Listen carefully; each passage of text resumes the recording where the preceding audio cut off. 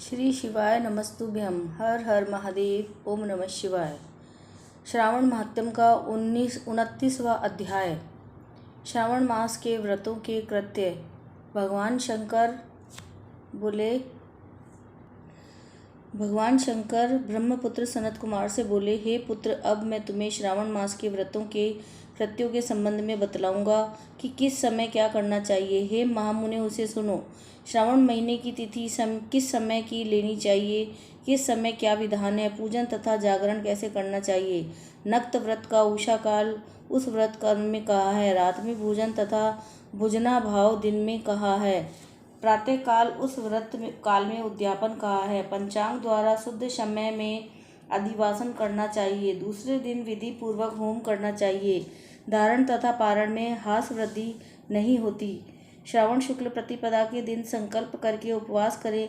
दूसरे दिन हविष्यान पारण में स्वीकार करना चाहिए। पारण का दिन एकादशी में हो तो 3 उपवास करने चाहिए। रविवार व्रतार्चन काल प्रातःकाल ही, सोमवार में सायंकाल का समय प्रधान कहा गया है। मंगल, बुध तथा गुरु की पूजा में मुख्य समय सुबह का है। शुक्र पूजा सुबह तथा रात में जागरण करें। नरसिंह और शनि की पूजा शाम को की जाती है। शनि व्रत का दान का समय मध्याह्न है।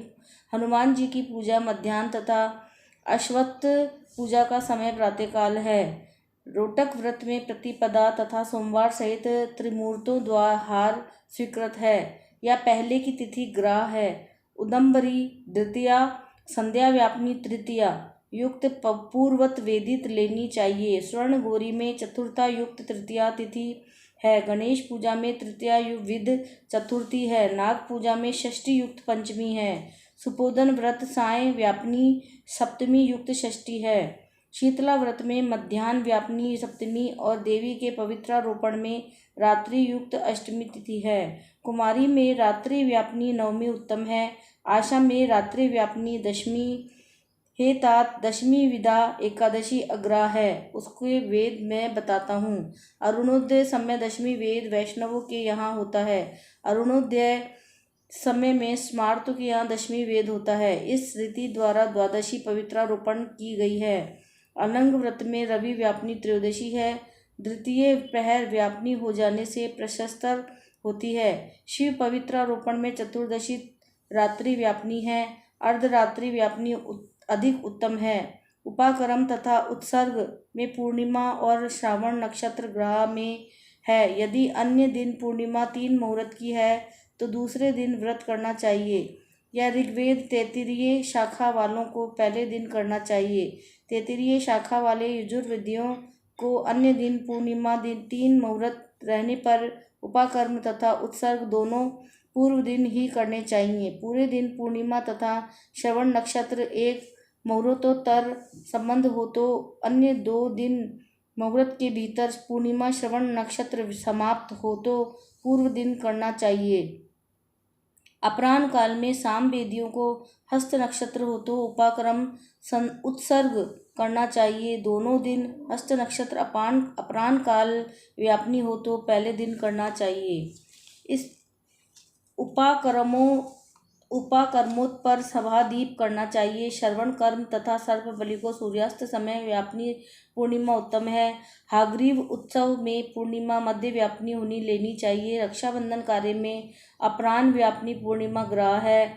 चंद्रोदय व्यापनी संकट चतुर्थी स्वीकृत है। चतुर्थी चंद्रोदय व्यापनी दोनों दिन हो या न हो तो पहले दिन करना चाहिए, क्योंकि तृतीया के दिन चतुर्थी हो जाने से वह महत्वपूर्ण फलदायी होती है।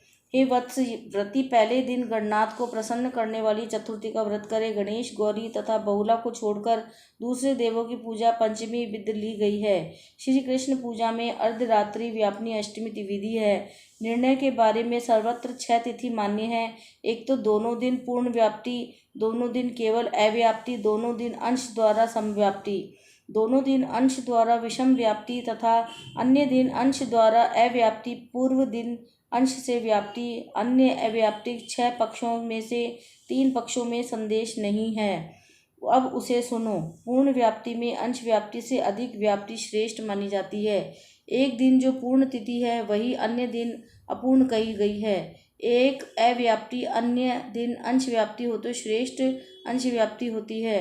अंश व्याप्ति जब हो तहाँ वह सम हो तो वहाँ संशय हो जाता है, तो भेद वाक्य का निर्णय करना चाहिए। युगम वाक्यों से कहीं कहीं वार नक्षत्र योग बल से, कहीं प्रधान दो योग में, कहीं पुराण योग से जन्माष्टमी व्रत में संदेह हो, यानी इन पक्षों में परा हो तो प्रातःकाल में पारण करना चाहिए।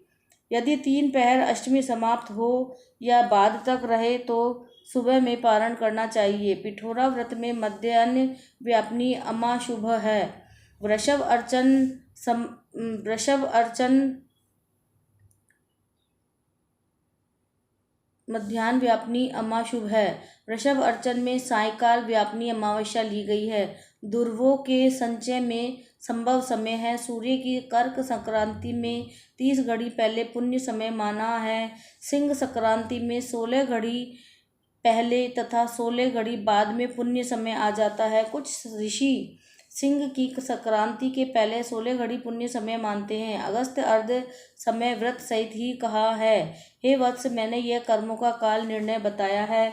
इस अध्याय को जो सुनाता है, जो सुनता है, उसे श्रावण मास के सभी व्रतों का फल प्राप्त हो जाता है। 29वां अध्याय समाप्त।